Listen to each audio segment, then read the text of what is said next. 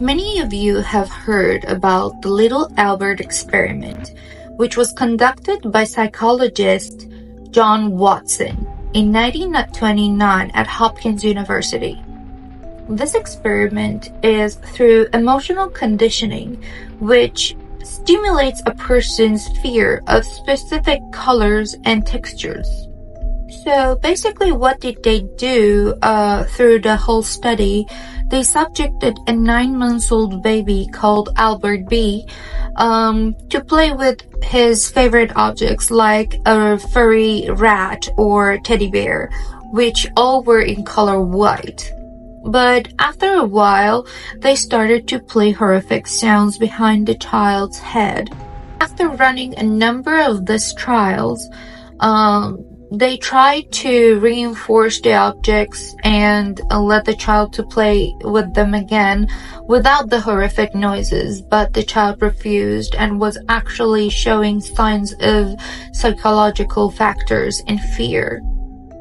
So the results of the study were that through conditioning, the animals and the objects that were once source of joy and curiosity became a trigger of fear for the child.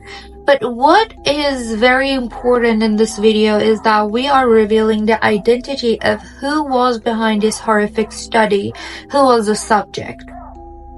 So the actual person behind this study was a little boy called Douglas Merritt, son of Arvilla Merritt, who lived and worked at a campus hospital as a wet nurse. But what makes this story even more horrific is that the mother of Douglas Merritt was actually happy with the $1 experiment fee that she was receiving from John Watson. And for me, this is very, very horrific that subjecting your baby only for $1 to such lifelong effects is just inhumane, you know.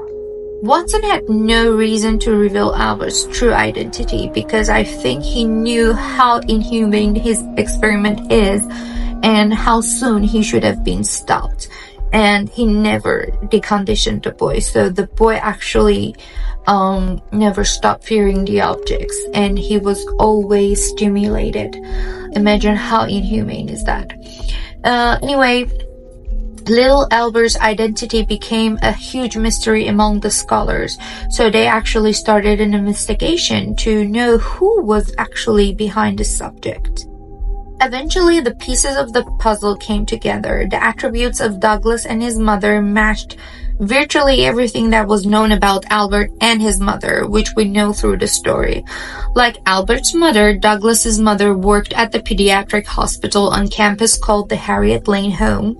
Like Albert, Douglas was a white male who left the home in the early 1920s and was born at the same time of year as Albert. What's more, a comparison of picture of Albert with Douglas's portrayal revealed facial similarities. But sadly, the team also discovered that Douglas also died at the age of 6 because of hydrocephalus and was unable to determine if Douglas's fear of furry objects persisted after he left Hopkins or not. So we never knew that actually if this poor little boy ever stopped fearing white objects or ever stopped playing with his teddy bears. That's so sad.